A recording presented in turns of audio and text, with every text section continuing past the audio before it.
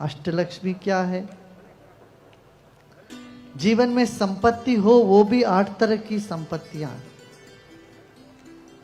पहले तो आदि लक्ष्मी, हम कहां से आए, हमारी जीवन का, हमारा जो जीवन है इसका स्रोत कहां है, इसके बारे में बहुत कम लोग सोचते हैं। ऐसे जीते रहते हैं, मर जाते हैं, पता ही नहीं चलता। ना जीने का पता चला, ना मृत्यु का पता चला। पर जीवन के खोज में निकले, जीवन क्या है, मेरा मूल क्या है, इस बारे में सोचना ही जीवन को एक विशालता दे देती है। ये पहली बार नहीं है हम लोग इस पृथ्वी में, पता नहीं कितने बार आए हैं यहाँ पर, मर भूल भाल गए।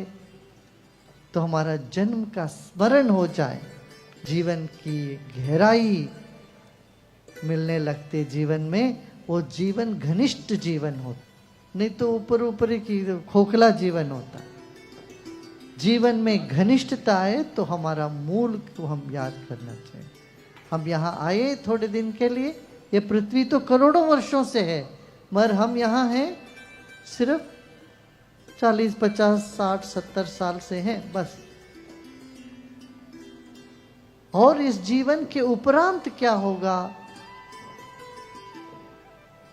इस बारे में विचार करना ही हमें हमारा मूल के प्रति जागृत कराता है। हम अपने मूल के प्रति सजग हो जाए, जीवन में तब एक गंभीरता, गहराई हमको मिलता है। तो ये आदि लक्ष्मी हुआ। फिर धनलक्ष्मी क्या, पैसा हो तो समाज में चले काम, घर चलाना हो तो धन की आवश्यकता है। कुछ लोगों को धन जब समय के अनुकूल नहीं मिलता, जब धन मिलता है काम नहीं होता, काम होता है तो धन नहीं मिलता। सब कुछ होता है, मकान होते हैं, खेत होते हैं, अनाज होता है, मगर धन नहीं होता है तो तकलीफ होती है। ये धनलक्ष्मी की कमी। फिर मान लो धनलक्ष्मी आ गई, तृप्ति हो गई, मन घर में धन है, मगर धान्य लक्ष्मी की कमी हो तो क्या करोगे?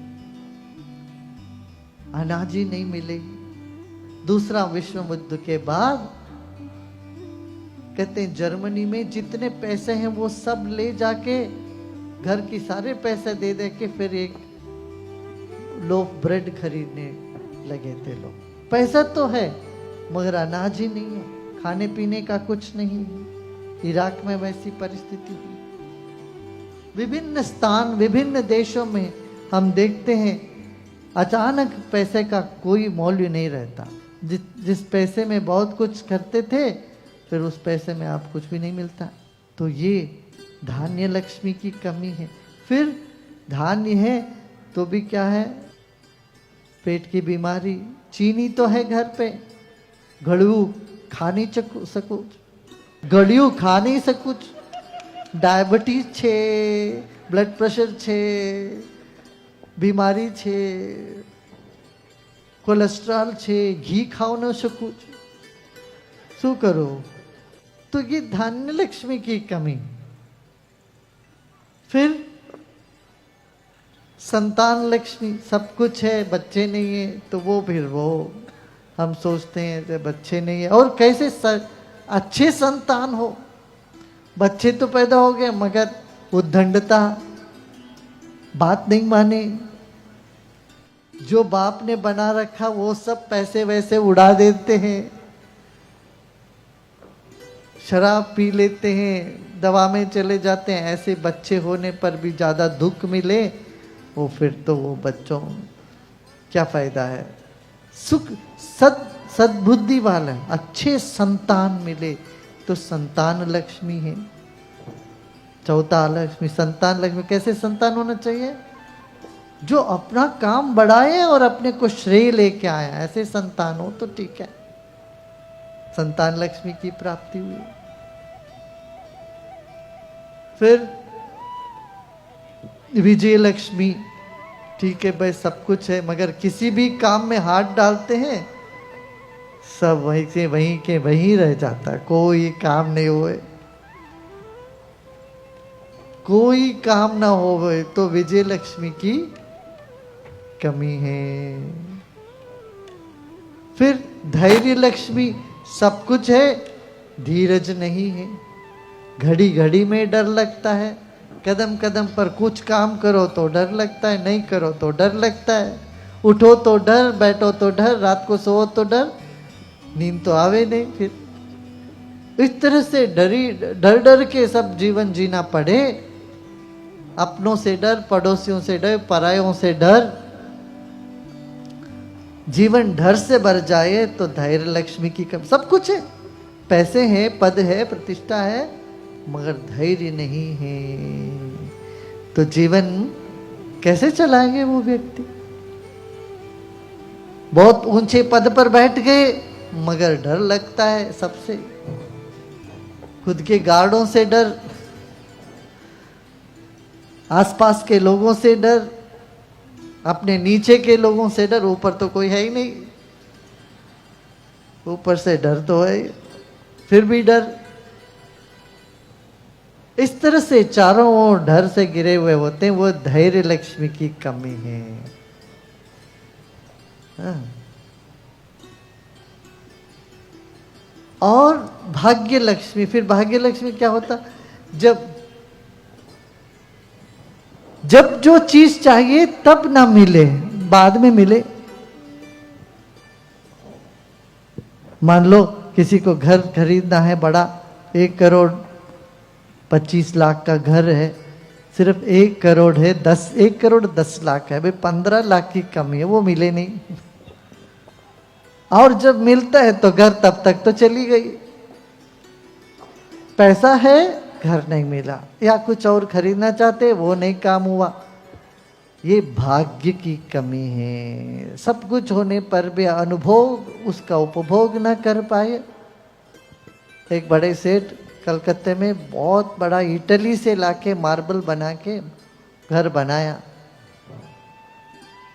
इटली से मार्बल लेके आए, बहुत बड़ा घर बनाया, सब बनाया, बस घर बनाया ही है, फिर उस घर में जी नहीं पाए, रह नहीं पाए ज्यादा समय। तो ये भाग्य की कमी है ना। इस तरह से फिर राज्य लक्ष्मी, सब कुछ है, फिर कुछ ना कुछ कोर्ट केस, कुछ ना कुछ झंझट, ये सब होना, फिर ये कहते राज्य लक्ष्मी की कमी है। तो जीवन में इस तरह की सभी तरह की संतुष्टि मिलना हो तो वो सिर्फ भक्ति से मिलता है। अटूट भक्ति और ज्ञान के बिना भक्ति भी नहीं होती। इसलिए ज्ञान भक्ति दोनों कहाँ मिलते हैं? ध्यान करने से मिलते हैं। ध्यान से बुद्धि तीक्ष्ण होता है और हमारी चैतन्य शक्ति का प्रादुर्भाव होता, विकास होता है, तब वहां पर हमारे हृदय भी कोमल होने लगते हैं। जब हृदय कमल खिल जाता है वहीं पर भगवती देवी बैठी रहती है अपने भीतर। कमल में क्यों बिठाया लक्ष्मी जी को? हमारा भाव जब कोमल हो जाए, कमल जैसे खिल जाए, अंदर से हम प्रसन्न हो जाते हैं, तब वहाँ दैवी शक्ति विराजमान होती है।